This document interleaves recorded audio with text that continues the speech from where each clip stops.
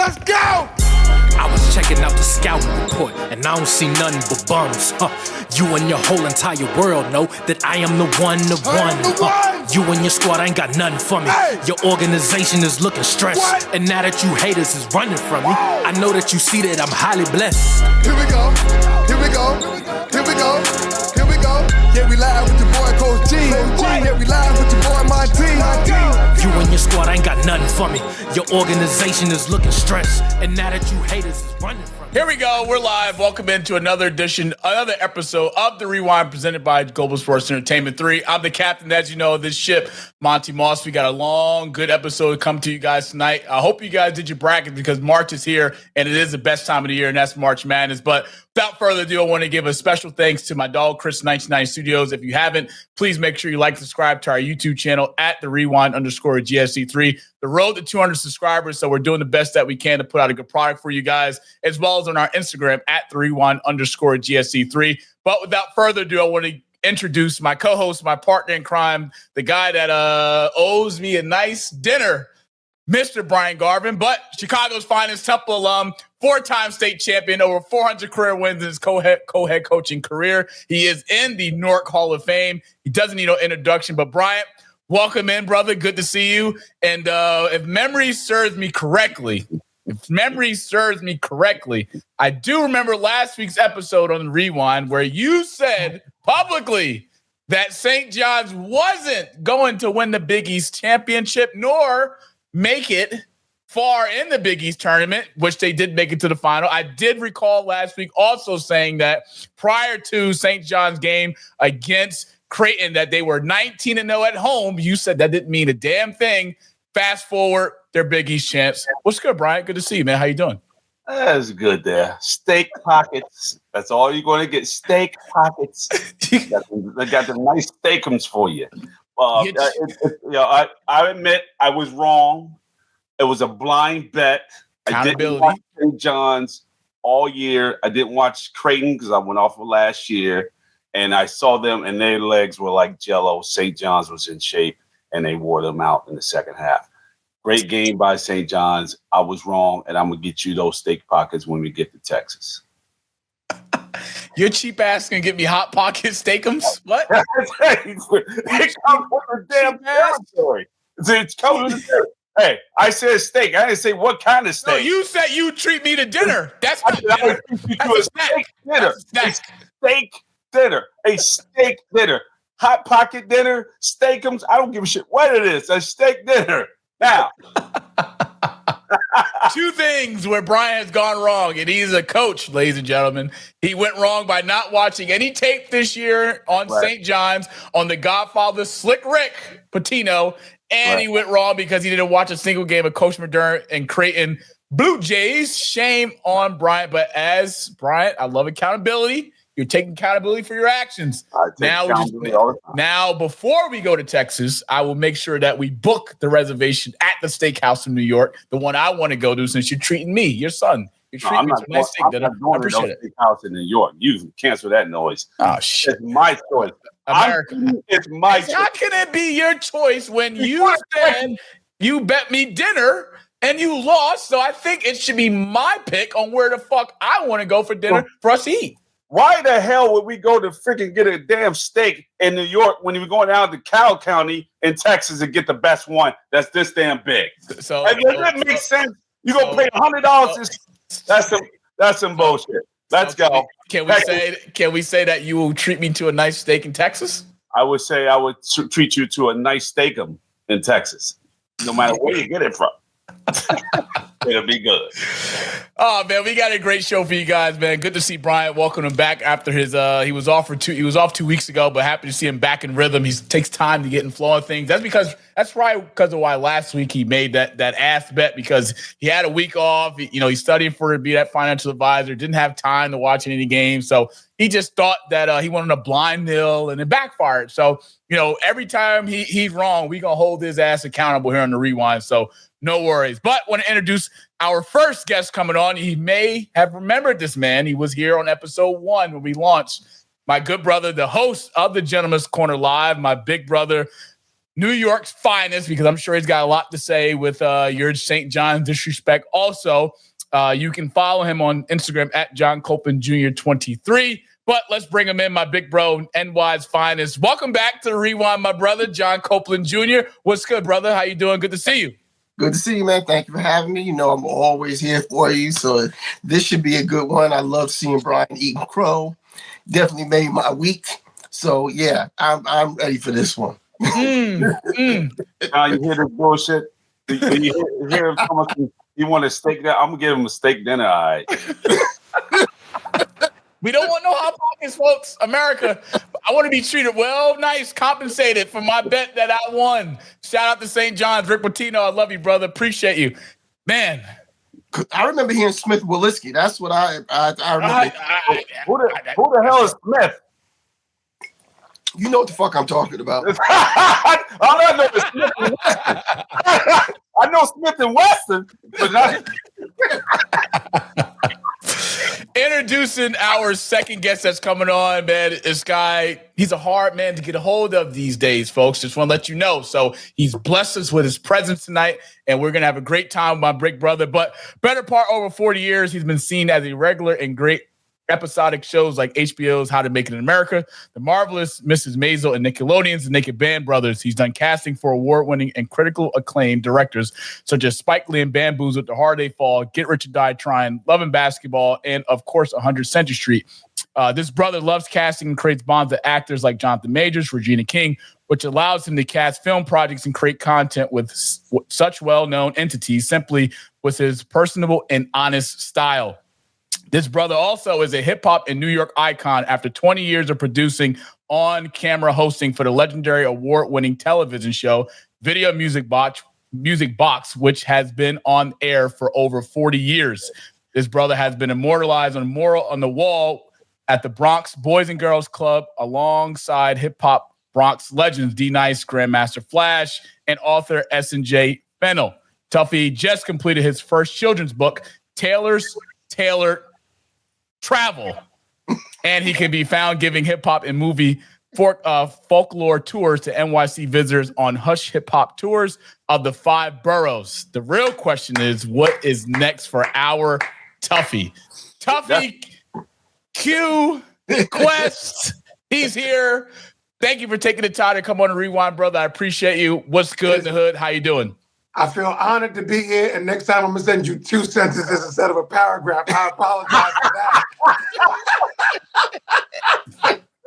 Oh, hey, Tuffy, Yeah. how are those kids going to sit there and pronounce that tongue twister book? Well, it's called Taylor's Travels. Taylor's Tailored Travel, damn it. The title is easy, but it's really the project was about what a child goes through when their parents are in the middle of a divorce. So that's why it's called Taylor's Tailored Travels. Because it's about packing her bags and taking her to her mom's and coming back to her dad's and going back and forth. So that's what it's about. That's a hell of a book. Yeah, as a broadcaster, it's a single dad's nightmare to have to do all the things that he once did with his wife, and now he has to do on his own. I get it. Yes. I get it. But I got to say, I got your package, Bryant, and I don't like steakums in my dressing room, brother. I like real steak, brother.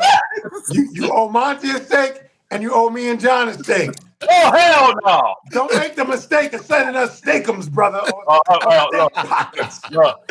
I'm a proud member at Restaurant Depot. They got the little steakums in the back. I can see y'all each a pack. 7-inch steaks, brother. We want this. We want it to be this long. Oh, pause. I like to cut my steak bloody rare, folks. Bloody rare. I like to cut my steak. I don't want no shit to put in the microwave for a minute and you want to give it to me on a plastic plate. No. You're not going to do us like that. You owe me dinner. Shit. If this is the case, you might as well owe Tuffy and John steak for the disrespect that you put out for me. How dare you? I'm going to say this. If you eat that steak extra rare, I'm going to smack you in the back of your head. I'm ordering it rare, brother. Bloody rare. Bloody you won't eat it at another table because that's disgusting. He ate his steak with icicles on it. Yikes. Hey, what Anthony say in life? This steak tastes like butter. It sure will, baby. It sure will. Let them know. Let's get into it, man. If you guys weren't here last week, let me just give you a quick recap just so we can nip this in the bud. You know, Bryant came back last week. He had a week off. Came onto the show last week, and we were talking about the Big East tournament, getting ready for that, and saying what teams were going to win. And he was saying that St. John's wasn't going to win. And I already knew because I've seen enough tape on St. John's throughout the year, both home games and away. I did point out that the Big East tournament was playing where? At Madison Square Garden, where who plays their home games? St. John Red Storm. Didn't want to believe me. They were 19-0. Now they're down 20-0 at home. He didn't want to. I tried to warn him, folks. And then he said that St. John's weren't going to win. He bet me dinner and he lost. But who won the Big East? Who won the Big East championship, Bryant? You want to tell America? You want to tell the folks? St. John's won it. But I'm going to tell you this. No. Let me finish this. But after they won, it pissed me off so bad that I went to YouTube and I watched about 30 games. Wow. You watched the whole season? I watched not of St. John's. I watched 30 games, various games. For this tournament. Good. That's what I do. I that was a blind bet. It's an ass bet. My bad. That was a blind bet. But I tell you what. I apologize to John and Tuffy. I apologize to John and Tuffy. Sorry, world. I'm sorry, world. But I won't be sorry when I do these brackets. No problem. We'll get into that later. But apologize to two New York's finest, John and Tuffy, for the disrespect you said last week about St. John's. 64 brackets. Let's go. Getting into the breakdown of the St. John's win over Creighton at home for the Big East final. Prior to coming into the game against Creighton, St. John's was allowing 66 points opposing opponents points per game. That was number one in the Big East. And there was a stat that was played, Chris. Let's get into it. Where Creighton was 20-2 when leading at halftime. Creighton was up at the half, and unfortunately, that 20-2 turned into 20-3. Rick Pitino, what can we say? I mean, he's had the season of resurrection, I should say, entering year 2 in the St. John's era. This was the first Big East championship that St. John's been in since 2000. Of course, I know John and Tuffy are familiar from that year of 2000 because that's when New York City was rocking and pumping. We had Spike Lee courtside. I mean, Scott Wiltshire, Lewis Jr. I mean, this was just a good team win. The half court, full court defensive intensity was on. They wear it down Creighton, whereas though by the time the late second half came, Creighton just had no legs to even compete. Rick Pitino put together a hell of a game plan. We know this is what he does. And let's give St. John's credit where credit is due. They're the best team in college basketball. Rick Pitino is the best coach in college basketball. Sorry, Dan Hurley, just wasn't your year this year going into the tournament. But, Bryant, when you look at the St. John's team and you saw the defensive madness that reminded you of your 2014 state championship team, what was your takeaway? Oh, my thing is, it was my first time watching bost teams. And Shame on you. I saw what they did. The first half, basically, it was almost like a pace first half by both teams.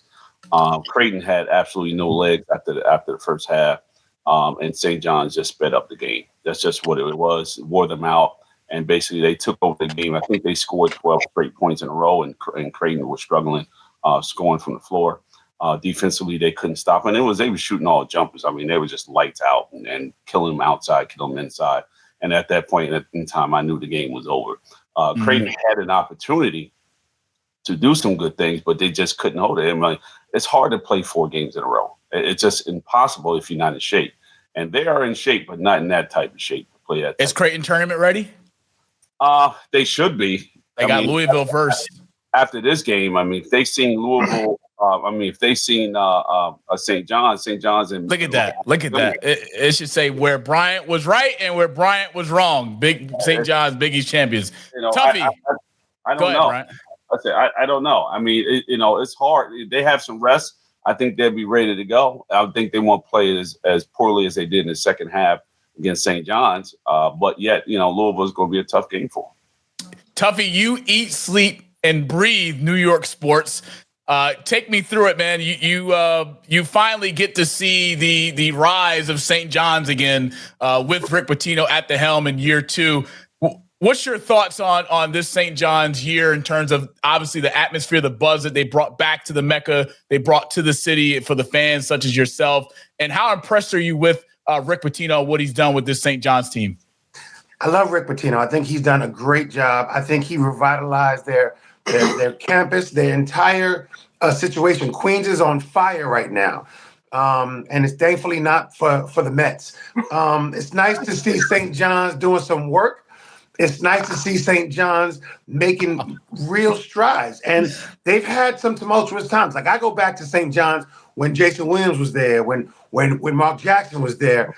And I used to hang out with those guys. So I've seen the ups and downs of a St. John's team. I think that New York is on fire right now. I think St. John's could beat the Knicks in the Garden if necessary right now, the way they're playing. You lost your game. You know why I think they could? Because the problem with the NBA is everybody wants to be Curry. Everybody wants to shoot from the outside. But these young boys are taking it to the hole, and they're not ready for that. So St. John's really plays some ball. Okay. John, man, take me through it. You know just as much as Tuffy. You breathe New York sports also. You've been in the Garden millions of times throughout your lifetime, especially with the rise of the Knicks, even St. John's. But how impressed are you in terms of this St. John's team? And what does this Big East championship mean for the city of New York as St. John's prepare for hopefully a deep tournament run? Honestly, for what it means for St. John's, it means everything for St. John's. Because they've been hungering for this. They've been off the map for such a long time. Honestly, I didn't think Pitino was going to turn it around this quickly. But then again, I'm not surprised because if you look at his history, even from when he was in the NBA, he has turned these programs around really quickly. He's gotten his type of players. He's gotten these guys to buy in. And their turnaround, like I said, I was not expecting it to be in year 2 that they're winning the Big East tournament. I figured it was going to take some time. But them winning this tournament is going to help them in regards to recruiting, especially recruiting at home, because a lot of the guys that are leaving New York, now if they realize they have a legitimate program back at home, they're going to stay there. When we were coming up, and Tuffy can attest to this, the homegrown guys stayed at St. John's. That's right. That time when the Big East was going on, it was like if you were a New York dude, you stayed at St. John's. Like that was home. Yeah, that's right. And once the program started to falter, all of these guys and all of this talent started to leave. And so this is where their downturn came, was because guys were like, well, there's no reason for me to go there because we're not going to win. And I'm not going somewhere just to stay home and lose. So this is huge for St. John's. And the fact that this turnaround happened so quick and Pitino has gotten these guys to buy in so quick. One thing you know about Pitino teams, and he's shown it to you time and time and time again, they're going to play hard, they're going to play fast, and they're going to defend. That's just what they do. He did it with the Knicks. He did it at Louisville. Everywhere that this guy has stopped, this is what he does. So you already know the blueprint of what this is like. So he wants athletic guys. He wants guys that are going to play both ends of the court. Now, the one knock I have on St. John's, and I haven't watched a whole bunch of their games, but I've seen enough, is the consistency in outside shooting. Yes. If they're not consistent with that. Now, against Creighton and throughout this tournament, they were hitting a good amount of shots, and they kept them in the game. And that, along with the defense, kept them in the game and helped them win these games. If they have an off night shooting from the perimeter, it's going to be a problem.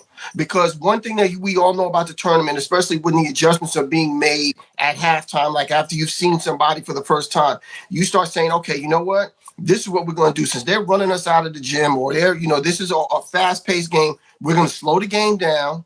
We're going to pack the paint, and we're going to make these guys shoot.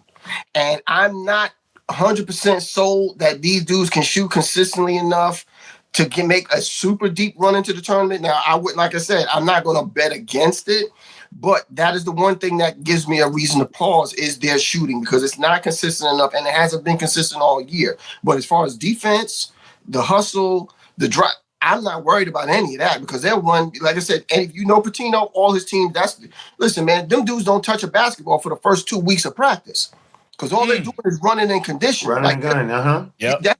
you doing? So Right. you know that these guys are not going to get tired. So what you're hoping is that these dudes just miss shots. That's all you can bank on at the time, because they're going to keep coming. And that was the thing that wore Creighton down. Creighton was like, okay, well, the adrenaline's up. We're going to take this early. Well, you're not expecting them to do the same shit in the second half. You expect them to slow down and for the tempo to change. It didn't. As a matter of fact, they ramped it up. And Creighton they were like, man, no, Mom, we can't do this. So this is what you're dealing with when you're dealing with these dudes. Yeah, and it's just the intensity that you see from Rick Pitino's team, because as we've seen, he has no problem digging in his players' ass in halftime. We saw it when they were on the road against Providence, where they were missing shots. Body language was garbage. I mean, then he had that viral moment where cameras were recording where he was saying, look, we don't care about your missed shots. Play fucking defense, all right? Because life is about adversity. Learn how to deal with it. And Bryant knows better than anybody in terms of adversity. It's 2014 speaks for itself when adversity rose and came to the occasion. But, St. John's 52% from the field that game on the win against Creighton, 7 of 14 from three, over 50% shooting. We know when shots are hitting, St. John is dangerous. And we've seen, if you go back to the game against Providence, that first half on the road in Providence, shots weren't hitting, players' fatigue played the part, body language played the part. You can have these type of errors going into March Madness because your best basketball needs to be played now. And if St. John's going to have a shot to make it to the Elite Eight as well as to the Final Four, I know they're in the Final Four in people's brackets, they got to be able to play. But I trust Rick Pitino. I know you guys trust Rick Pitino. Yeah. Bryant may not trust Rick Pitino, but I don't know. I got one question. How many players on Rick Pitino's team right now is from New York? You got Wilchers from Jersey. You have Kadari Richardson. Kadari, right. He's from New York originally. You have Luis Jr., who's from New York originally.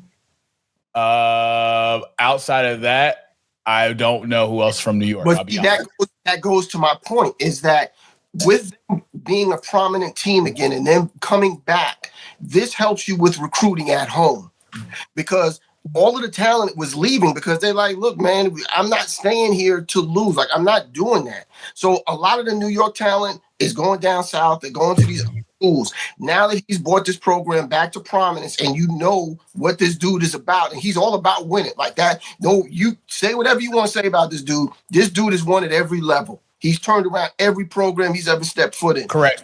As a New Yorker, if I'm a kid that's looking to go, the ball, and I can stay home, and I know this dude is going to get me to the tournament and the Big East tournament and get me to the NCAA, the idea of staying home appeals to me a little bit better than if I'm looking at the NIT or some shit like that. Well, here's the thing, John. And you're saying that the kids from New York are going to stay home. Pitino's not looking at those kids anymore because of NILs. And the problem is these high school kids, nobody's looking for high school kids anymore. The high school kids got to go to prep schools, and they got to hang in prep schools for 2 years and then play a bigger game and be on a bigger scale during the offseason in order for Pitino to look at them. So he's not technically getting those kids from New York. That's why I asked that question. How many players on his squad right now is from New York? You only have 2. Right. That's not great. If you're looking for New York talent, the New York kids now, they're not going to stay home. They're going for the highest bidder. So with the NIL and all this other stuff come around, I know that basically, if only way a kid from New York is going to stay and go to St. John's if he's one of the top 100 in the country. You know what? The factor in the fact that we are in a horrible economy, there's going to be a lot of New Yorker kids staying in New York and following Pitino. And now that we got that victory, it's going to be harder to get into St. John's. And remember that. And I agree with you, because they are competing not only with the New York kids, they're competing against the world. And he's going out there to get Joe, Harry, Dick, Jane, whoever the hell that can come in and compete at a high level. They not necessarily have to be from New York. Because, we already got billionaires that said, get whatever you need, I'll pay for it. Well, when you say billionaires, when you have the CEO of Body Armor that's sitting courtside of the Big East final, and he tells Rick Pitino, whatever you need, I got you. Me, himself, a billionaire of body armor. And we know that started in 2014. Kobe was a proud investor of that thing, and how it tripled its salary and tripled, especially in the market at the time. When you have a power player like that in your backyard, NIL doesn't matter. It doesn't matter. It doesn't matter. This year starts what's to come for St. John's, depending on how they do in the tournament. I know they'll do well, but you can't sit here and convince me that St. John's within the next year or two can't have a top 3 to top 5 recruiting class coming in. Yes, the portal is changing the game. Like I said, you got to remember, this is only year 2. You've turned down in year 2. These kids are watching. Right. And kids especially are watching because they're like, yo, okay, we got a program at home. Because like I said, Tuffy and I can attest to this. When we were coming up, St. John's was the go-to. Like, if you were balling in New York, you wanted to stay home. And the ones that did stay home are legends to this very day because they stayed here. Mm-hmm. Yes. So once the program went on a downturn, everybody started fleeing the city. And then because there's opportunities out there outside of New York. So now you bring this guy in. He turns this shit around in year 2. Y'all are Big East champions in year 2. The sun is only getting brighter. Oh, yeah. You have this air in your pocket that's like, look, man, just tell me what you need. I got you. You have everything you need. So now, and we all know Rick Pitino is a master recruiter. We've seen. Yes, we heard them Louisville stories. Yeah, yes. And so now you tell me you in the biggest city and the most glamorous city, like you are going to be playing in the mecca of basketball. Every year you're going to be playing here. We're going to be on TV. We're going to do all this stuff. Listen, all of that shit matters. And for kids, the dream is staying at home and wearing that St. John's jersey. So now you can be proud to do that again. Where in the past you'd be like, man, I'm not. They know I stay here for what? I'm stay going here and get home cooking. Stay here and get home cooking. And you get your whole tribe to come to Madison Square Garden. You get the whole tribe to come. We ain't got to get on nobody's plane. We ain't got to get on nobody's bus. We come right to Madison Square Garden, one of the greatest, if not the greatest arena in all the sports to come play. Your family comes. Not also your family comes. We can put them in suites. Your friends your friends can come. Everybody comes because you. And you got a sold out crowd every home game. And you got Smith and Walensky, which is what you need to know more about, Bryant. We don't do Steakums in New York. We do Smith and Walensky's. Yes. After the game, that's what we got. Yeah. I know John loved the New York Knicks, but changing gears, New York Knicks right now, 43-24, third in the Eastern Conference in the NBA. Bucks right behind them in fourth, as well as Indiana at 38-29. Brunson this year averaging only 26 points per game, 7 assists. Last game against Miami Heat, they had no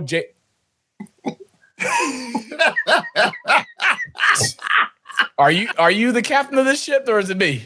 I just listened. I just said their last game, damn it. This is I got you. Go ahead, man. I'm listening. See, this is shit I be talking about. This is shit I be talking about. Go ahead, John. Finish your segment. Go ahead. No, go ahead. Floor is yours. Go ahead. As I was saying before I was really interrupted by this Knicks fan. No Jalen Brunson last game for the Knicks. Their next game is against the San Antonio Spurs. 6-4 in the last 10 with a 116-95 win over the Miami Heat. Miami Heat, right, John? You got that? Got it. Thank you.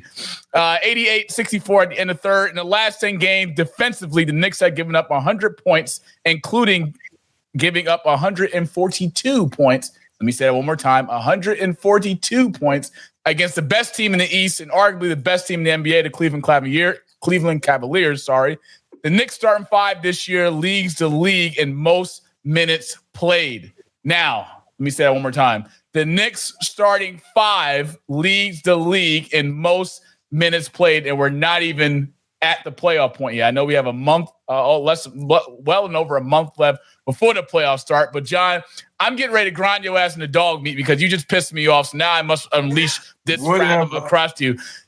First off, let me get into this. Tom Thibodeau has been driving this starting 5 into the ground. He has a bench. He doesn't use them for whatever apparent reason.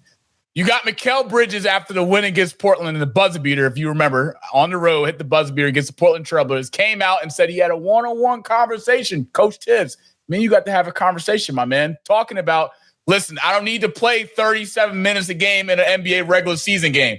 I need to save these legs if you want to make a run in the playoffs. Now, this is a concern for me because to have your starting five, that's a lot of wear and tear. You're going to need Cat. You're going to need Brunson. You're damn sure going to need Josh Hart and Mikal Bridges. And, you know, when you look at this Knicks team this year, they haven't really showed us a lot of other things that they can do outside of their starting five. We know what that starting five can do, but I don't need to play 37, 38 minutes a game. And Brunson's feeling it. Let's just call it for what it is. Brunson is feeling it. He didn't play last night. I don't think he will play against San Antonio. And these things in the locker room plays a part. He's out another week. He's out another week, right? We're getting ready for the playoffs.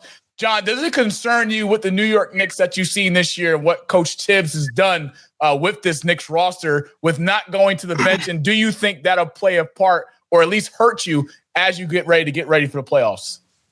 Absolutely, I'm concerned. Honestly, I was concerned when they hired him because this has been his MO at every stop.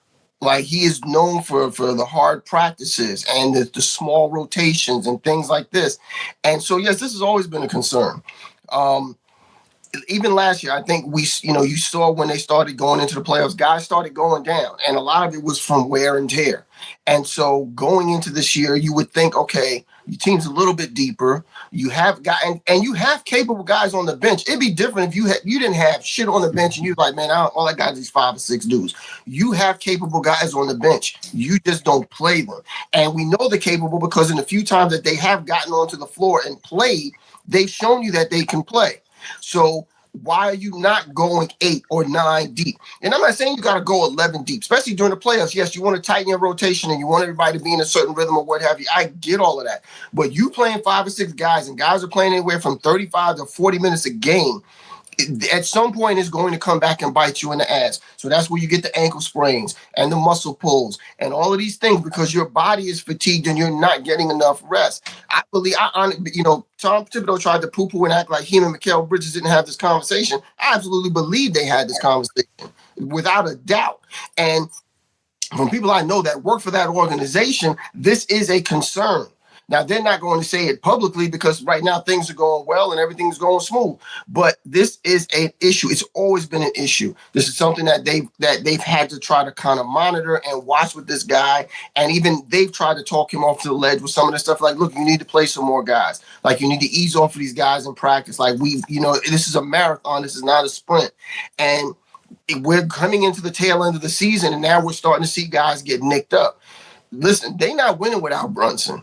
All right, I'm going to tell you that shit right now. As deep as they are, and they have a plethora of wings and all of that, this does not work without Brunson. It just doesn't. So him going down, like at this, and what's really messed up is he probably needs, they're saying another week. He probably needs another 2 weeks. But because of the position that they're in and because you're heading into the playoffs, you need to get this guy back on the floor because you need to get everybody back in rhythm. Well, that means he's not going to be 100%. And that also means that if he's overcompensating, something else can get hurt. You see what I'm saying? So you have these guys that should be playing and they're not.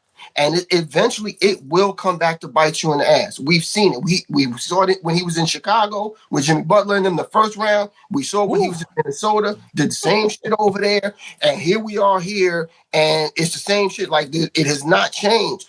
And at some point, as Knicks management, you got to be like, all right, look, like, what are we really doing here? Like, seriously.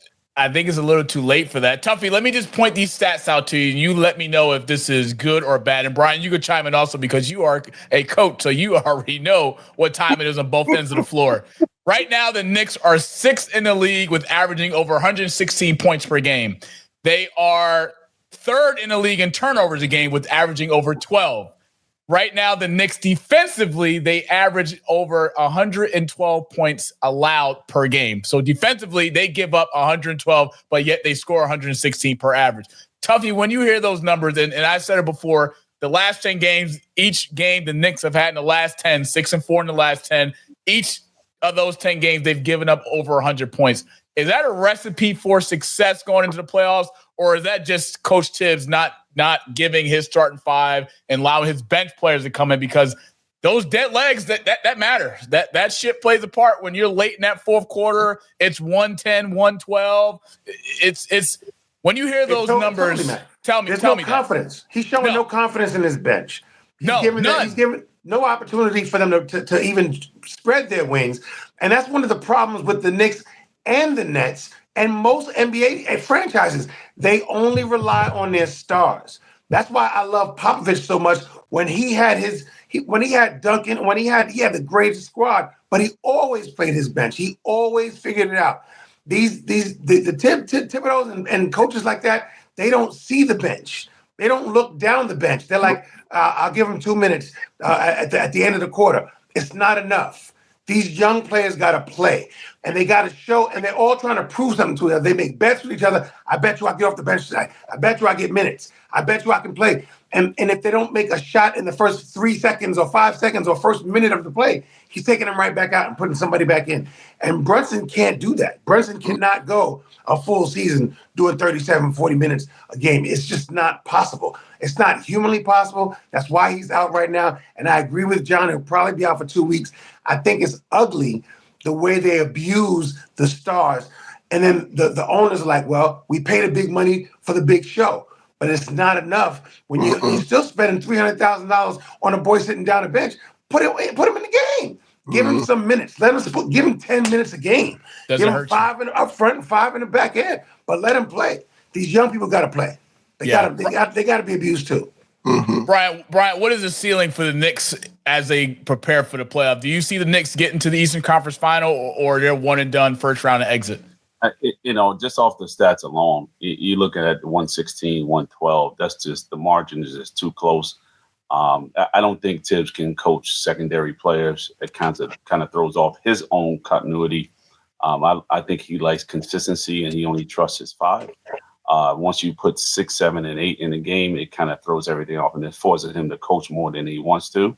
I think he relies on Brunson to run the show and to run the ship and make those plays and be able to create on the floor and do things that he doesn't have to coach them to actually do. When you have secondary players in there and then you're not used to it in the preseason, then it's going to throw a monkey wrench. And I think he didn't prepare for this. And, I think he owes Derrick Rose a lot of money because of those injuries that Rose have. It was because of him and wear and tear. You just can't do this and pretend like these kids are in high school. In high school, you make them get away with it. I did. We had 5 guys out there, and we played 30 games playing just the 5, and we got away with it. We lost at the end in the TOC semifinals to Neptune because we only played the 5. So I had that experience early on, and I vowed to never do that again, and I didn't. I played 8 to 9 deep. So he's going to have to understand and trust his bench. He better start doing it now. Pretend like these players are hurt and get them in there, or else he will exit the first round.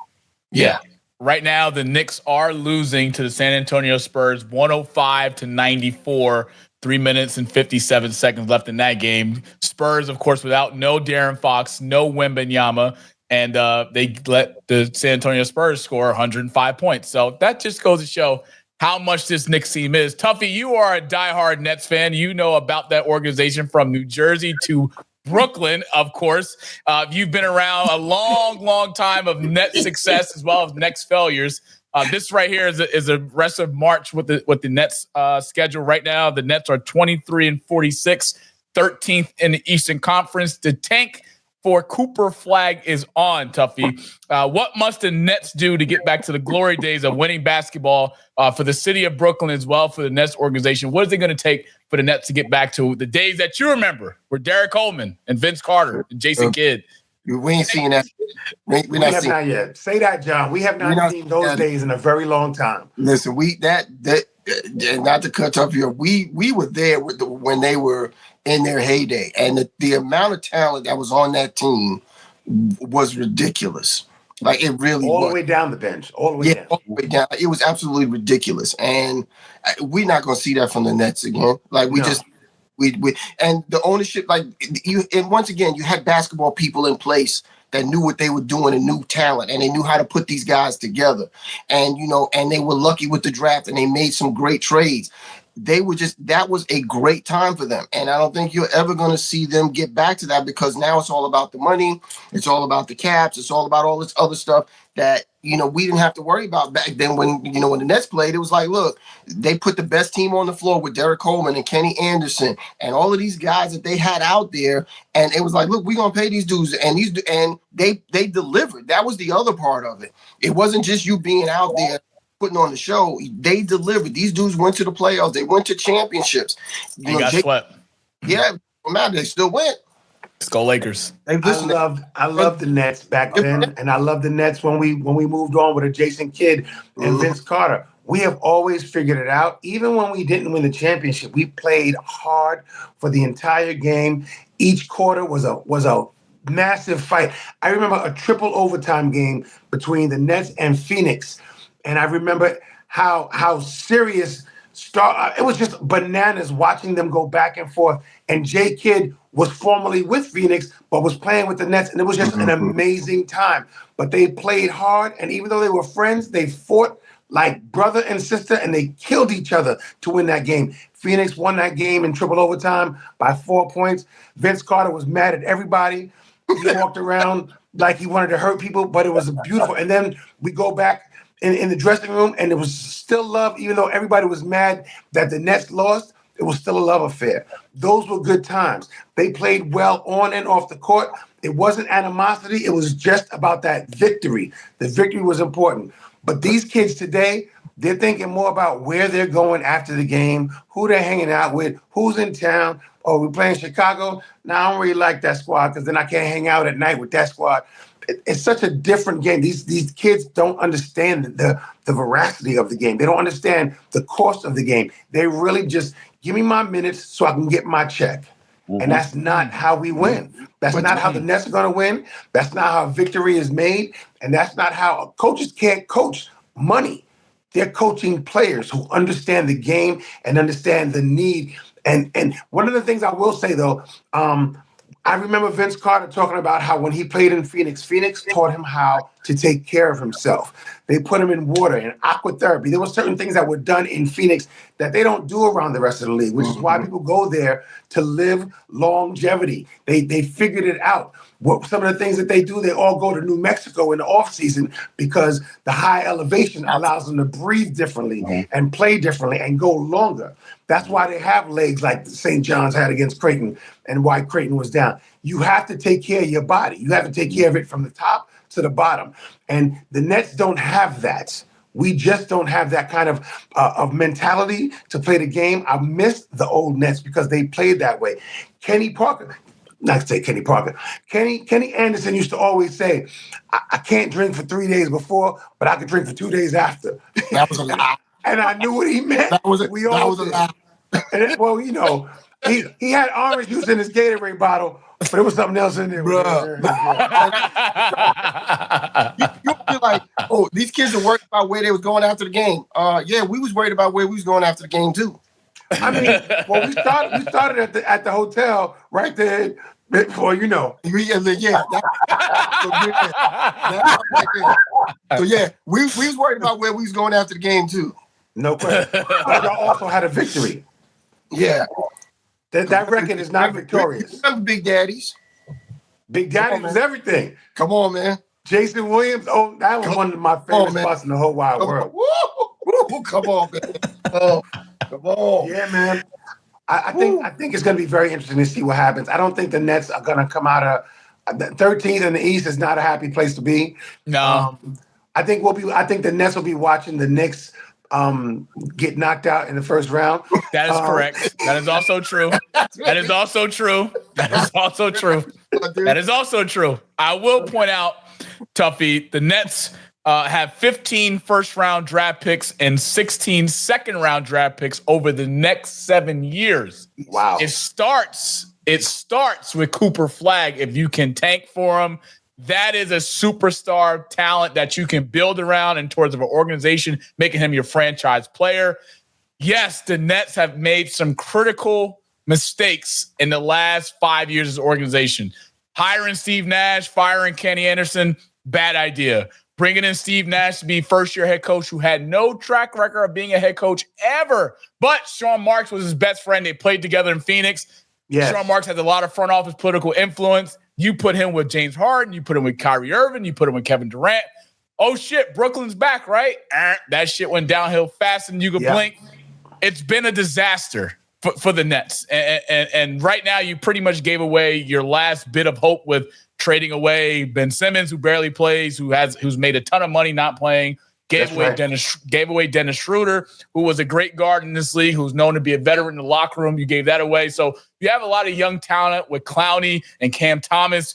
Let's see what the Nets do. These draft picks are critical. So from that front office standpoint, you have to start knocking away at these first-round draft picks because you bring in a guy like Cooper Flagg, that changes your organization. It doesn't make you better yet. Right. What you put around them, free agency and far as cap, you guys have enough cap room to go out and make some moves in free agency. But what is a selling point, Tuffy, when you bring in a Cooper Flagg and you have 15 first-round draft picks, what is a selling point during free agency to bring you to say, you know what, Brooklyn's a place to come, and here's why?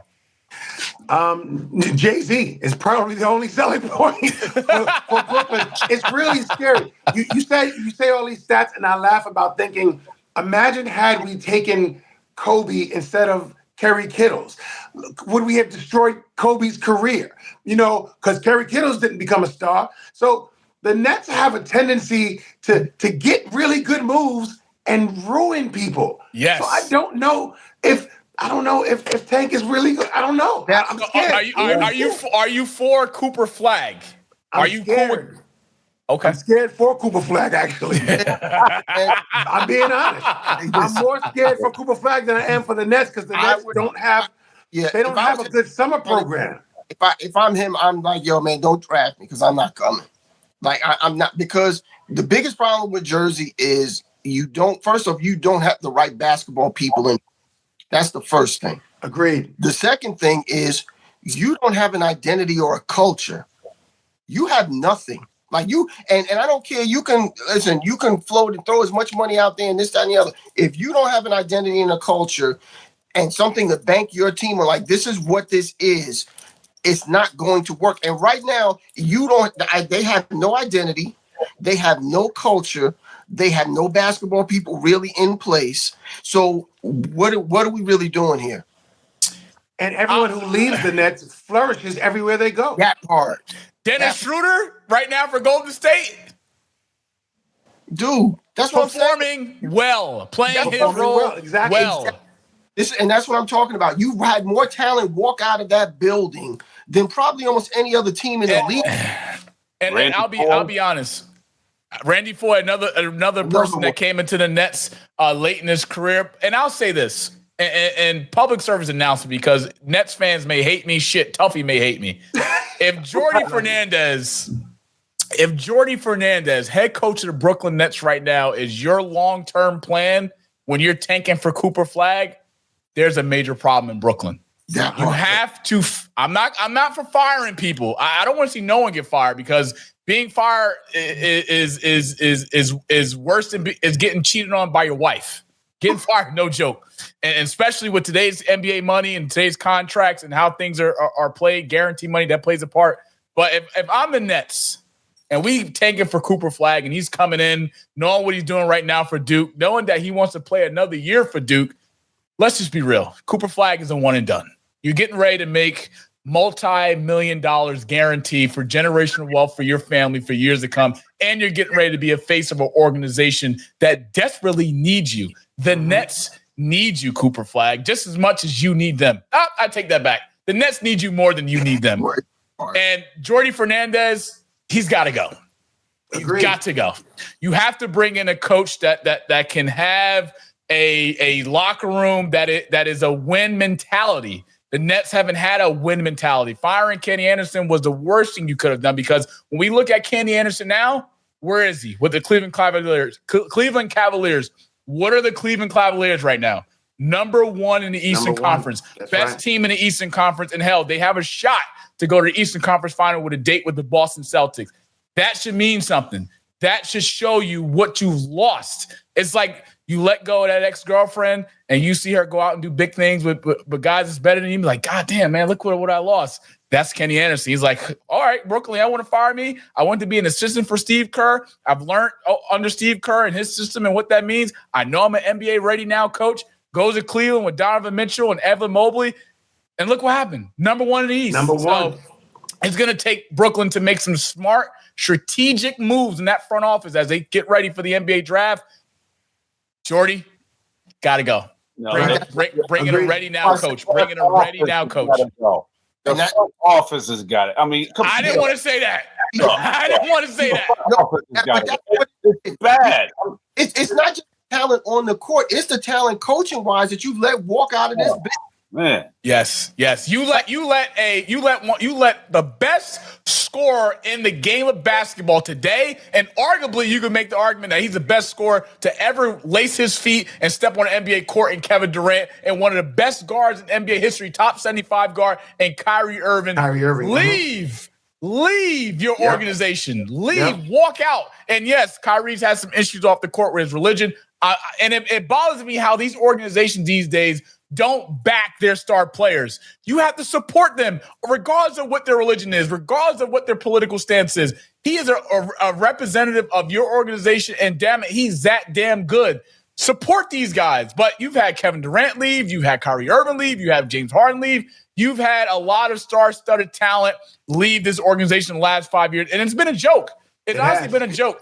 And the Nets got the nerve to still charge $200 for tickets to come into Barclays. Who the hell am I going to go spend $200 to go see? Cam Thomas? No, somebody does. Somebody does. Because somebody does. Yo, those seats are packed in there. And I'm sitting there looking around. No, they ain't. They ain't packed. It looked like that on TV. Trust me. They ain't packed. I went to the games, and I was just there when Brooklyn played Indiana. That shit was a joke. Mm-hmm. They give away a lot of free tickets. They do. A joke. Mm-hmm. For an average American to spend his money to go see that garbage, save your money. Put that towards the PSENG bill next month. Put that towards the phone bill, cable bill, food shopping. I mean, shit, a dozen of eggs is $12 these days. It's all about cutting costs. Don't go waste your money on the Nets this year. Wait till Cooper Flag gets there, and we'll go from there. Real talk. It is time. March Madness is here. NCAA tournament time is here. We've already seen North Carolina win. Wait, too early to talk. Let me not even get to North Carolina just yet. Bracket breakdown. Let's dig in, fellas. We got the NCAA coming out with the committee in terms of the seeding. As you can see on your screen, you have the South region with Auburn, Alabama State, Louisville, Creighton, Michigan, University of San Diego, Texas A&M, Yale, Ole Miss, North Carolina, Iowa State, Lincecum. Bryant loves Lincecum for some reason, by the way. That's a fun fact for a story for another day. Marquette, New Mexico, Michigan State, and Bryant. West region, you have Florida, Norfolk State, UConn, Oklahoma, Memphis, Colorado State, Maryland, Grand Canyon, Missouri, Drake, Texas Tech, UCM Willington, Kansas, Arkansas, St. John's, Omaha, Peyton Manning, I love you. East region, we got Duke, American, Mount St. Mary, Mississippi State, Baylor, Oregon, Liberty, Arizona, Akron, BYU, VCU, Wisconsin, Montana, St. Mary's, Vanderbilt, Alabama, Robert Morris, Houston, Gonzaga, Georgia, Clemson, sorry-ass McNeese State, Purdue, High Point, Illinois, Texas, Kentucky, Troy, UCLA, Utah State, Tennessee, and what do you text me every morning, John? What do you call me? Winthrop? Winthrop and Valentine? Wolford? Fellas, man, let's get into it. Let's do a live breakdown bracket as if we were actually doing this live, which we are. Let's start with let's go with the South region first. Bryant, you are a bracketology expert, as I should say, in years. You've done a great job in the last few years of breaking down brackets. But when we look at this South bracket and we see Auburn ranked number one, how do you have Auburn seeded through the NCAA tournament this year? Well, I got Auburn going all the way to the Final Four. But I got them losing in the Final Four. I just, it's tough to have Bruce Pearl, show his pearls. I just don't trust the guy. You don't trust him? Don't trust him. I don't. He's got 25-year-olds out there, man. You still don't trust him? I don't care. Look, you got 25-year-olds out there, and you lost in your tournament. That's just uncalled for. You don't lose with grown men. You have NBA players losing to college kids. That makes no sense. So, Bryant, John, and Tuffy, let's go one by one. We'll break this down together. It's a team effort. Let's get your insight one by one. So, Auburn, Alabama State won last night on a Hail Mary. Christian Laettner is somewhere clapping his hands because it was similar to a Christian Laettner play. Only difference was against Auburn. All right, so we got Auburn advances to the second round. Louisville and Creighton. Bryant, Creighton, you said Creighton's had a few days off. This Louisville team, they lost to Duke in the ACC tournament final. Duke is the ACC champions. What do you think with this Louisville and Creighton game? I to be honest with you, I got Louisville because of the strength of schedule, them playing against Duke, and you know what I mean, and almost almost winning the game against Duke. But they lost. But I still got Louisville well played over Creighton. Creighton just doesn't have enough firepower. They can shoot, but you know they're going to get tired and they're going to get worn down again. I love Creighton. I'm a Creighton fan. I like Creighton, but it's just not the same team as last year. I have to interject. John? I'm going against Bryant and everything he says because he went against St. John's. Perfect. And so I'm going Auburn. Good man. And I'm going Creighton. No, I'm kidding. John, you've seen my Wolverines play this year. Bryant loves UC San Diego at 30-4, 12 seed. Here's what I'll say about Michigan at a 5 seed. Let me just public service announcement this shit right here, right now. It is a tragedy how Michigan has beat Wisconsin, has beat Purdue in the Big Ten, as well as beat them in the goddamn Big Ten tournament and win the Big Ten tournament. I think it's disrespectful for the committee to put Michigan at 5, but yet you see Purdue and Wisconsin higher than Michigan, and we beat both teams already in the Big Ten tournament. If memory serves me correctly, I thought there was a time in college basketball where winning a conference championship mattered in terms of your seeding for the NCAA tournament. How the hell are we a fucking 5 seed? And I'm not being biased. I'm just calling how I see it. That's what I'm going to do. Always on a rewind. Call how I see it. Michigan at 5, John, 25-9. UC San Diego at 30-4. I have Michigan winning, of course, because I think we just have the talent that we just have that little bit of with Dustin May at the helm to get past UC San Diego. But for this game right here, who do you have in your bracket advance to the second round? And it's okay if you say UC San Diego. I won't get mad. No, Brian's got us losing too. No, I actually have Michigan winning this bracket, but I'm just very uncomfortable. And I am. I'm very uncomfortable. Like I'm not comfortable with this because first off, I hate like some of these first round games because especially you have a 12 and 5 seed is dangerous.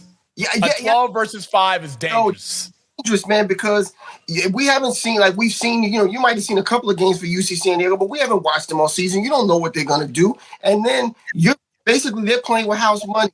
Like if they win, it's like, oh shit, this is great. If they lose, like, oh man, well, it was Michigan. They was going to lose anyway. So they have nothing to worry about. Like they can play loosey goosey, and that's what makes them dangerous. And that's what's is because Michigan is expected to win the game, and if the shit starts getting tight, and they start getting tight, this is going to be a problem, and you don't know how they're going to react to this. So this game really makes me comfortable. So I got Michigan.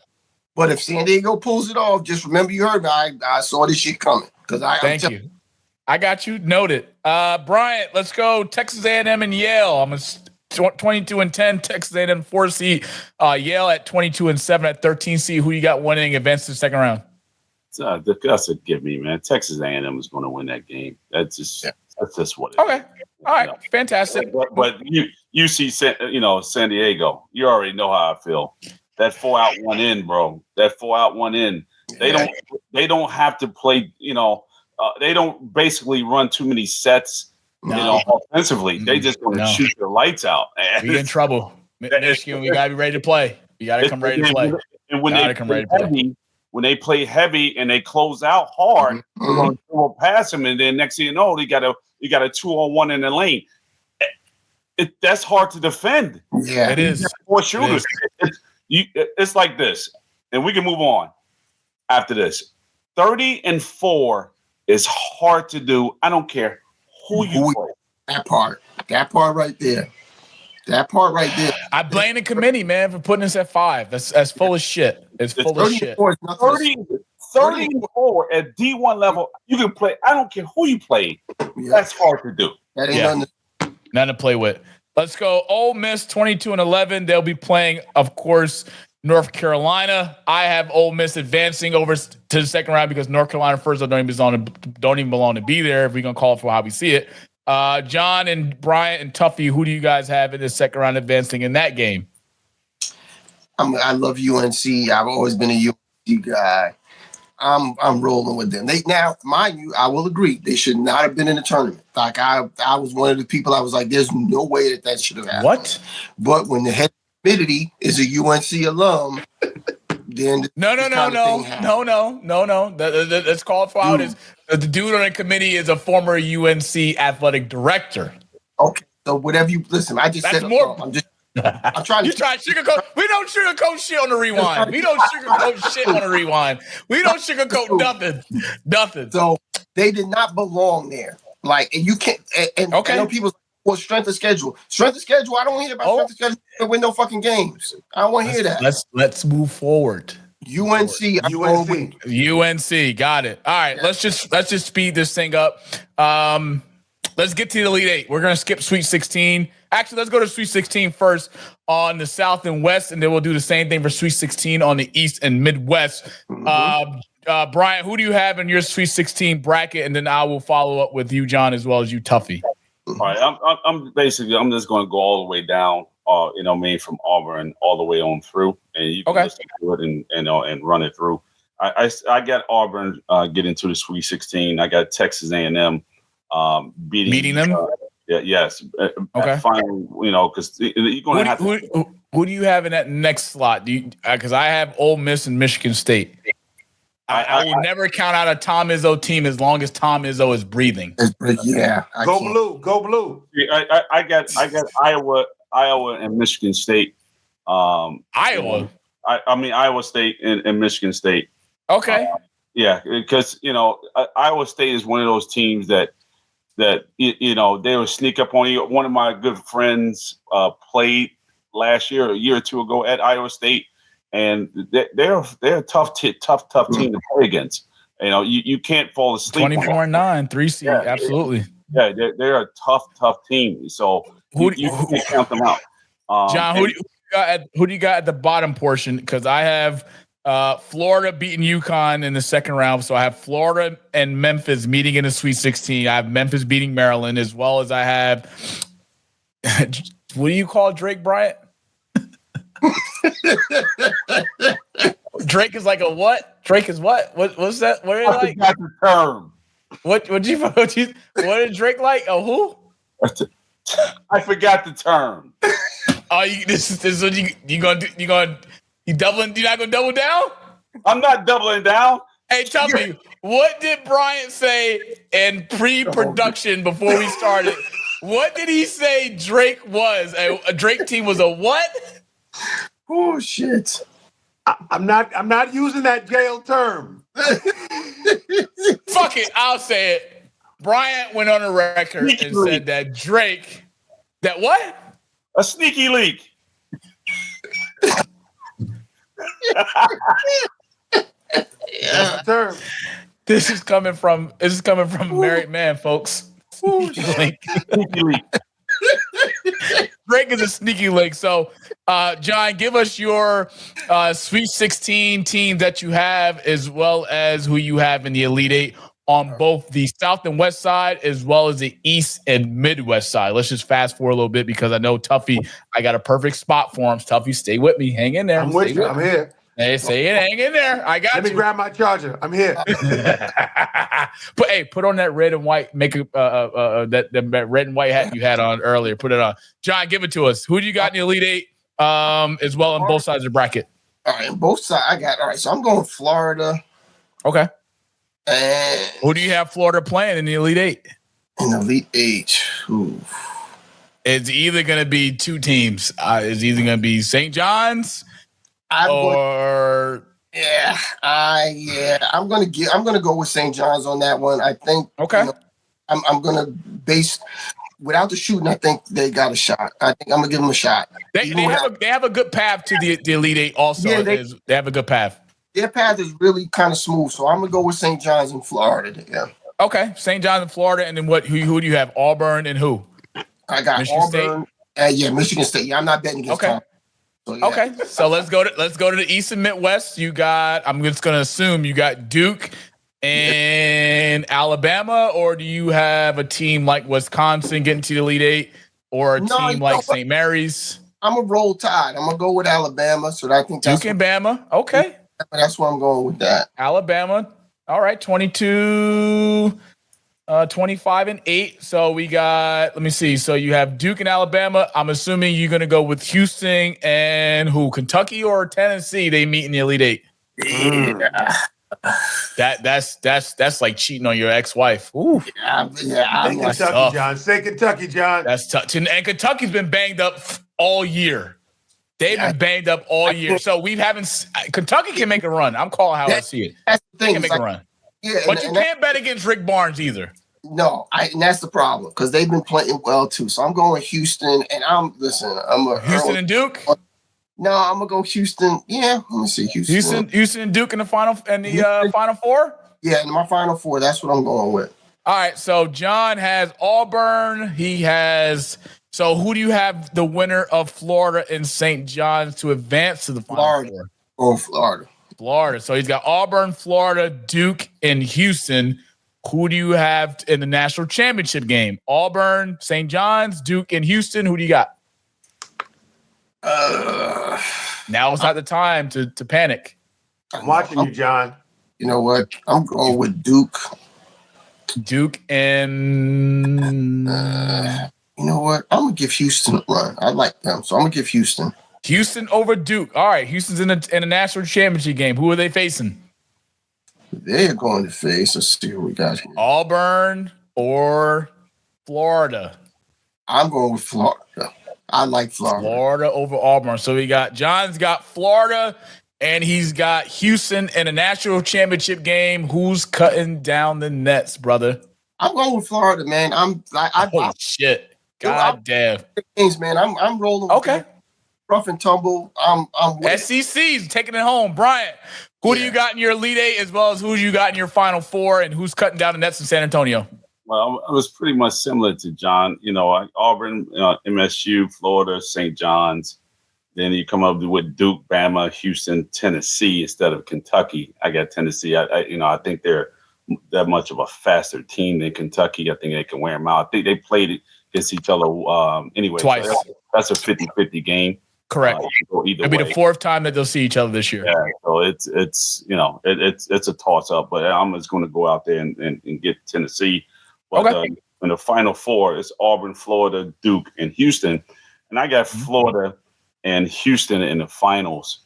Okay. Just like John, but I got Houston winning because they've been there. Few years knocking on the door. They're close. Yep.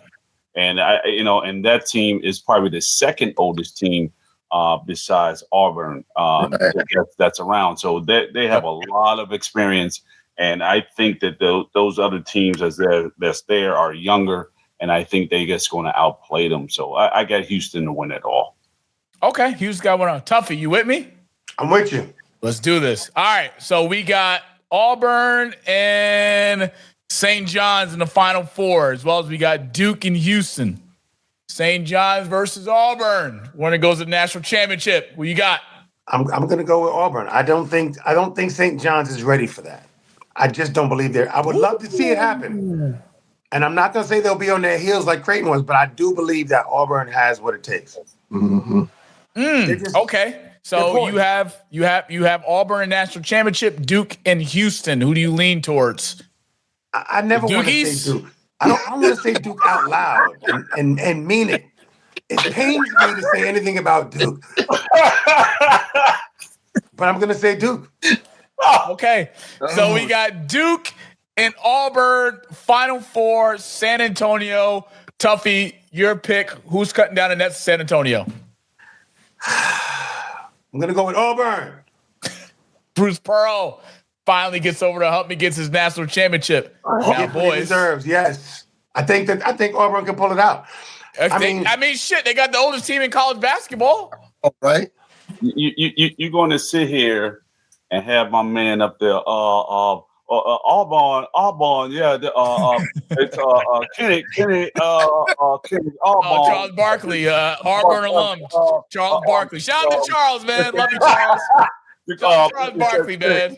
I'm happy that we won a national title. Kenny, what do you want to say, Kenny? I'm going to tell you something that a lot of people don't know. Charles Barkley has a piece of pork chop stuck in his jaw that's been there for 45 years.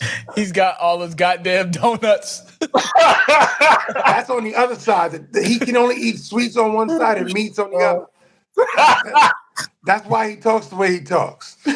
All right, fellas. All right, yo. Chris, this is my bracket. This is who I got winning the national championship. Give it to me. Come on, Chris. Put it in there. Woo! It's Houston's year, folks.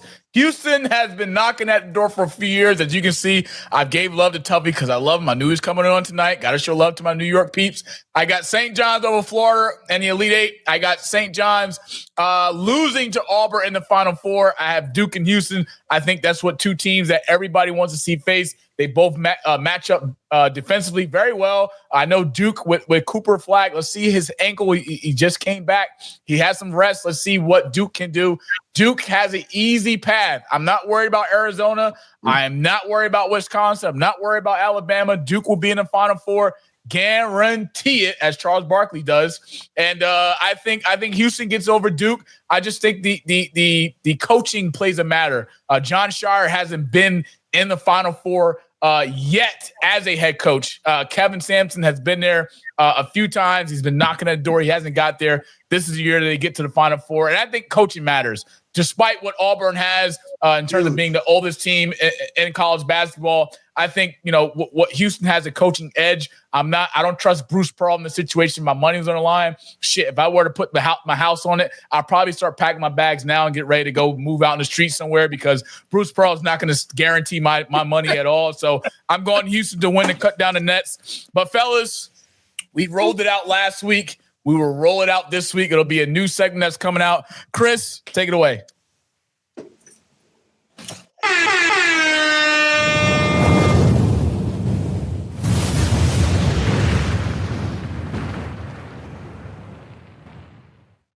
On this week's edition of Coach Gar's Hot Take, Coach Bryant Garvin will give his insight, his breakdown, his opinion of the controversy that took place in the NCAA with UNC getting in and West Virginia getting out. But before we get Coach Bryant's take, this is what Coach Hubert Davis and the governor of West Virginia had to say. Tough loss Friday night. You have time to wait for the selection show. How did you sort of try to manage their emotions and sort of kind of get to the point where you'd find out the answer on Sunday? Like, that's a difficult time for kids and athletes to sort of deal with that uncertainty. Well, I never looked at it in regards to managing their emotions. I mean, one of the things that, we were all frustrated of how, Friday night turned out in the game versus Duke. My concern was with the players in regards to basketball. I thought I was so proud of their fight, being able to come back down from 24 in the second half and to put ourselves in a position to possibly win that game. And so it was a dramatic ending. And so my focus was on the players and supporting them and encouraging them from a hard-fought loss. Hard-fought loss. To the third row on the end. Like a quad, one wins means apart. And this is what the governor of West Virginia had to say. Stinks at the highest level. Any way you slice it, this thing reeks of corruption. This smells a great deal. Monday, Morrissey gathered a crowd of reporters before a podium that read National Corrupt Athletic Association. Morrissey has a history with the NCAA. In 2023, the then Attorney General sued the association over transfer rules that kept guard Raekwon Battle from joining the WVU team. I don't know what's going on. Is this retribution? We're going to have to get to the bottom of that. Morrissey also questioning Selection Committee Chair Bubba Cunningham, who is athletic director for the University of North Carolina. Is the that UNC right? Tar Heels made it into the tournament. That's being reported by a number of outlets that Cunningham had a significant bonus incentive, at least $70,000 to get into the tournament, arguably more if they advanced, with more incentives on the way. Current Attorney General J.B. McCuskey joined the governor in asking the NCAA to update what he called an antiquated selection process. Coach Garvin's hot take. Bryant, take it away. University of North Carolina. You already know the deal. Michael Jordan's school is so politicized, it makes no sense. They put butts in seats. West Virginia is in the middle of nowhere. Yeah, they have fans. They pack the house, but not like North Carolina. Everybody want to see North Carolina over West Virginia. North Carolina has a 22-13 record.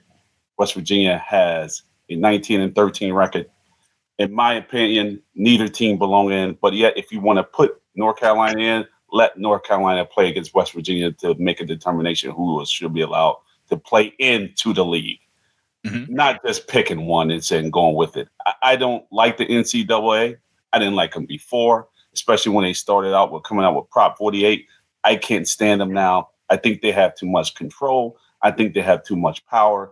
And now it's a shit show. It's all over the place. And nobody understands who's leading the leader down there. Nobody knows. And it's out of control. They need to stop. We need to start over. We need to put the coaches in charge. We need to have some camaraderie.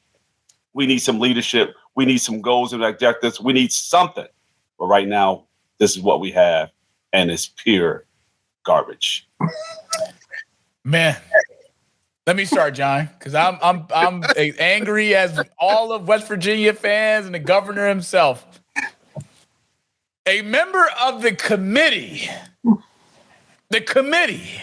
that is in charge, that has a vote to vote upon a team to get into the NCAA tournament, use his power, use his bonus bet, use his influence to allow his former team, who he used to be an athletic director of during the Roy Williams tenure at North Carolina, bet all in to allow this North Carolina team that lacks quad one wins. Last time I checked, quad one wins matter for your resume to get to the NCAA tournament.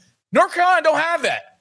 North Carolina lost to Duke 3 times this year, including losing in the ACC tournament.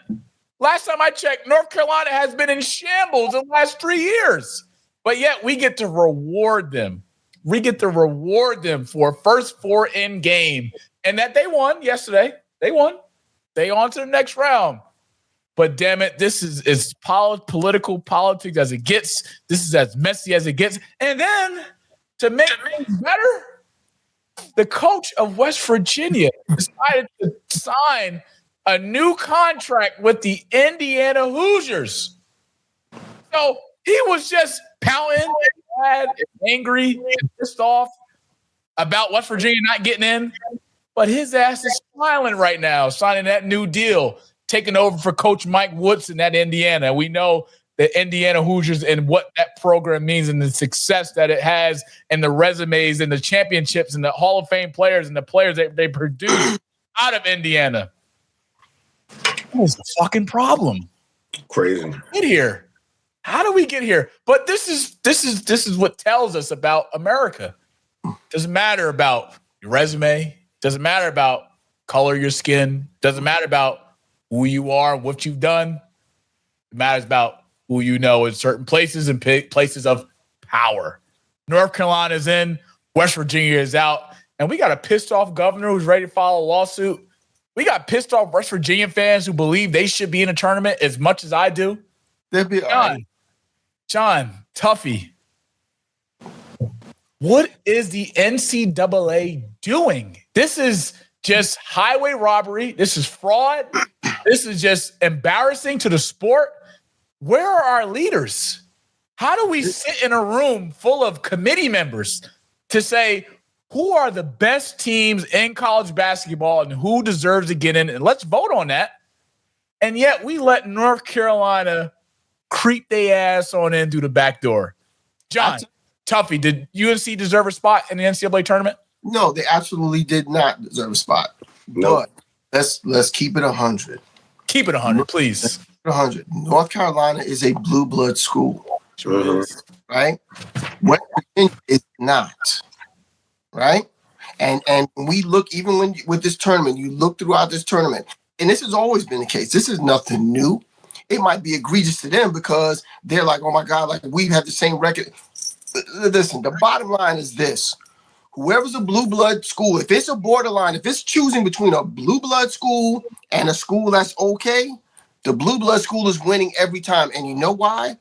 Because those blue blood schools travel, they have money, and they put asses in the seats. That part. That's it. Say it one more time. Say it one more time. They travel, they put money in your pocket, and they put asses in the seats. That's right. That's what this is about. So if I'm sitting there and I'm on that committee in North Carolina and I'm looking at West Virginia, I'm like, well, look, if the game ain't, in Virginia or it ain't somewhere along there, they not coming for that shit.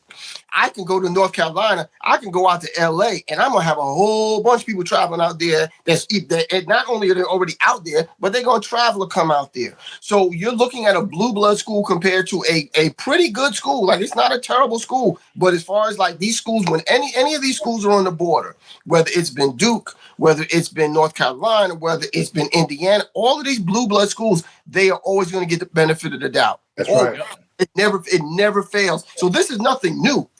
Now, the governor wanted to make a big fucking deal about it. You can do whatever you want to do. Dude, it's not going to change anything. Y'all are not a blue blood school, so and nothing is going to change for you. So you can put as many suits as you want out there. You can get in front of as many microphones as you want to do. It's not going to change anything. North Carolina, like Bryant said, Michael Jordan school. Everybody knows Carolina blue. They know they're going to travel. They know they're going to put asses in the seat and put money in their pockets. You are not sitting them at home and taking West Virginia. And then fuck around in West Virginia, go out there and get blown the fuck out with 30 people in the Now you got a real problem. Because so I got a difference between me making $500,000 with these West Virginia fans and me making $5 million with these UNC fans, and I don't let these motherfuckers come in here and cost me 4.5. Yeah, this is going to be a problem. So you err on the side of caution. It doesn't matter. If they get blown out on Thursday or Friday, whenever they play, it doesn't matter. The ticket prices, everything is going to be worth it, and the controversy even puts more spotlights on it. So people are going to in and want to see them, see if they lose or they win. Now, how North Carolina can acquit themselves is to go on a run here. Right. So, which they want. No, I ain't going to say that because they played well. They even against Duke, even though they lost, you came back from 24. And they're not even close to being as talented to Duke. Like, that's not even that's not even in the same class. So he's another one that can't coach. He caught let me first year, but it's happening. Let me get Tuffy's take on this before we move forward, because I gotta get Tuffy's intake. Tuff. 2 honest lines. Oh, I didn't expect that. 2 honest lines. Yo, that's a first, right? That's a first. Yo, it's never worked for me before.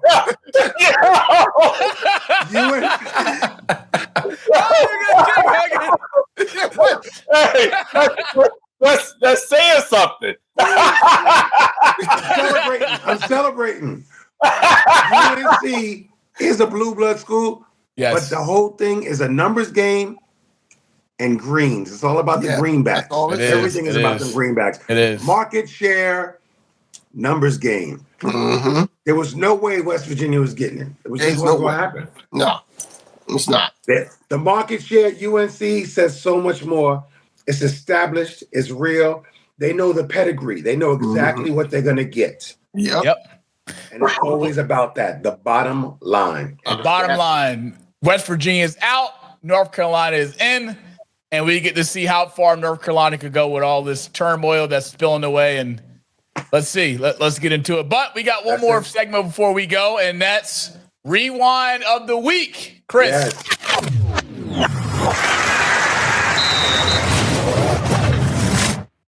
On this week's edition of Rewind of the Week, we break down Michigan. Just Coach May. Big Ten champions over the win against Wisconsin in the Big Ten championship.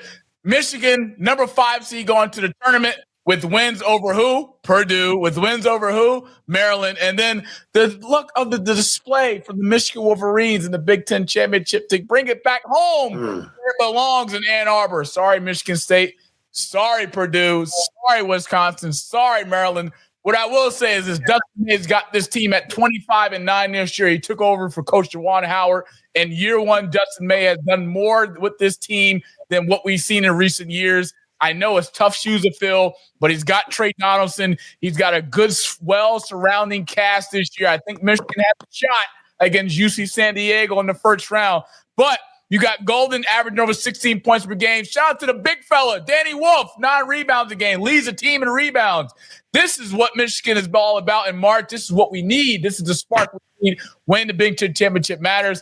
I just want to give a quick shout out to my dogs. Go Blue. Hail to the victors out in hell. To the victors out in hell. Hail to Michigan. What? I ain't come to hear that shit. Look, I saw matchup problems just from that clip already. Thank you. Matchup problems, dude. From that game. They got matchup problems in this first game. Go Blue. I just saw it, and I'm like, they can't play with those 5 on the court versus that team. They can't do it. We good. There's no way. We good. There's no way. They can't do it. Dustin May. Buy stock now. Dustin May. He's born for this. He does this shit for free. Okay. We're going to be good against UC San Diego in round 1. Okay. Bookmark it. Guarantee it. Sign that check. Go cash it. We good. Hail to the victors. Go Blue. Go Blue. Make sure you answer the phone when they go down in flames. All right? Do that. Are we promising some stakes? Are we promising some stakes when Michigan keeps going? Yeah. First off, let me get my steak from Bryant first before I make any guarantees. Let me get my steak first before I make any guarantees. That's 2 weeks from now. I'm going with Michigan. I will. Tuffy, I love you. That's why I love you. I'm not a hard Michigan guy, but I'm a realist. So am I. That's a matchup problem. We good. Dustin May. Okay, Dustin May will be out. Give me the solo shot, Chris. I need that. Dustin May. John Beilein. You know what he's done with these Michigan programs in years. Trey Burke, Tim Hardaway Jr., Mitchell Robinson, Mitch McGarry, Spike Albrecht. I mean, the list goes on in terms of Michigan greatness that has come through that program in the last 10 years, from Jordan Poole to obviously Duncan Robinson, Juwan Howard, Coach Martelli. We breathe March Madness. We live for this. I will say, losing to Louisville in a national championship in 2013 is fucking fraud. Trey Burke was the best player on the court. He kicked Peyton Silva's ass. There's this one play that lives rent-free in my head, if you remember. Peyton Silva's going up for the layup. Trey Burke glasses that shit. The referees called a foul. That was a turning point in the game. Spike Albrecht lit it up. Trey Burke got into foul trouble. We had Rick Pitino face turning red on the sidelines because he couldn't figure out how to stop this Wolverine team. This is Michigan.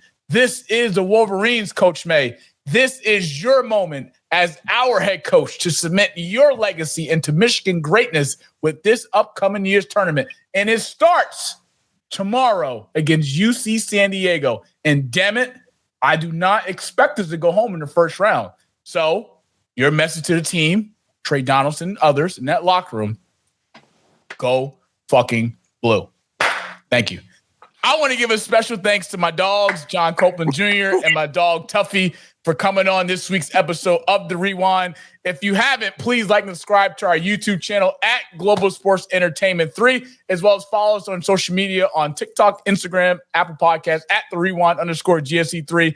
I want to give a special thanks to my dog, Chris, our favorite producer behind the scenes, who's also rooting for Michigan and also rooting for St. John's and also rooting for all of us to win on our brackets this upcoming week, starting tomorrow in 1990 Studios. If it wasn't for those two folks, man, we wouldn't be here giving you the rewind each and every week. I want to give a special thanks to my guest, Tuffy. Tell the people where they can find you on social media, as well as your upcoming book. Let me get it right. Hold on, let me get it right. I like to get shit right around here. Taylor's Travel. Tell the people where they can find you. My Instagram is TuffyBXNYC. That's TUFFYBX as in Bronx, NYC.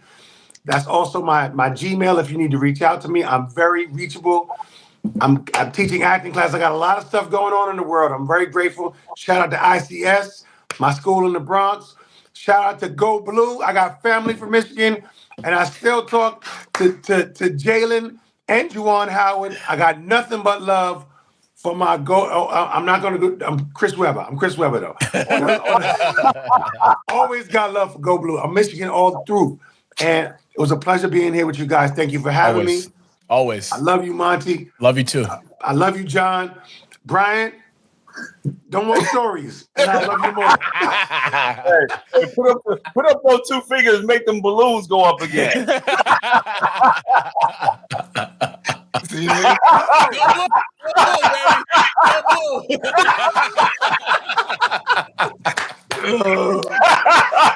Juwan Howard is also the assistant coach for the Brooklyn Nets. Keep that in mind. That's John, right. my big brother, I want to say thank you for coming on once again. You came on episode 1. It was a special moment, a moment I would never forget in my journey on the Rewind as I take this adventure. I want to also say thank you for blessing us with your grace and your presence. But tell the people where they can find you, as well as where we can find the Gentleman's Corner that's coming soon. Oh, yeah. So you can find me on IG and Facebook, John Copeland Jr. 23. That's on IG and Facebook. And the Gentleman's Corner Live, we're going to start off, we supposed to be starting off on a new platform. We're going to be on the indie platform. So that is what's coming up for us. We're excited about it. It's going to be a new audience, something different. So look for us on Indie Soup. Look for us on YouTube. You can find us at Gentleman Corners Live on YouTube. And look, it's time to go. We've been sitting way too long. So it's time for us to get back to work. You already back to work, but we need to get back to work. We need to you back to work too, man. Getting you on here is getting you back to work, brother. I'm not even going to sit in front. I'm back to it. I got my own stuff coming up too. So it's time to get to it. Let's do it. Bryant, final words before we sign off. I love you guys. It's good to be on here every single week. I'm sitting here studying my ass off for this damn financial advisor exams. I'm looking forward to the next week. Actually, I'm looking forward to tomorrow and watching some of the games. It's good to be on here with Monty, and we started off some great things. And man, we're looking forward to taking this to a whole new level from a year to 2 years, for 3 years to 5 years to 10 years from now. Let's see where we go with this thing. I think this is a fantastic show, bringing some great guys and some great women on this show. The next segment that we're going to kind of talk about, because we kind of missed it today, is the women's tournament. The women's side. Yes. That's next week. Guarantee next week. Guarantee next week. With the women's segment, because I did have my stuff here, and we just didn't have time. Save it for next week. No worries. We're going to save it for next week, and we're going to kind of calculate and see how well we did next week with the women's tournament as well. So I look forward to it. To Chris, to 1990 Studios, to Brian Garvin, to Tuffy, to John Copeland Jr., I'm Monty Moss signing off from the Rewind. We'll see you guys next week. But however, enjoy tournament play starting tomorrow. Let's go March Madness. See you guys next week. Love you guys. Thank you. Let's go! I was checking out the scouting report, and I don't see nothing but bums. You and your whole entire world know that I am the one. You and your squad ain't got nothing for me. Your organization is looking stressed, and now that you haters is running from me, I know that you see that I'm highly blessed. Here we go, here we go, here we go, here we go. Yeah, we live with your boy Coach G. Yeah, we live with your boy Monty. You and your squad ain't got nothing for me. Your organization is looking stressed, and now that you haters is running from me.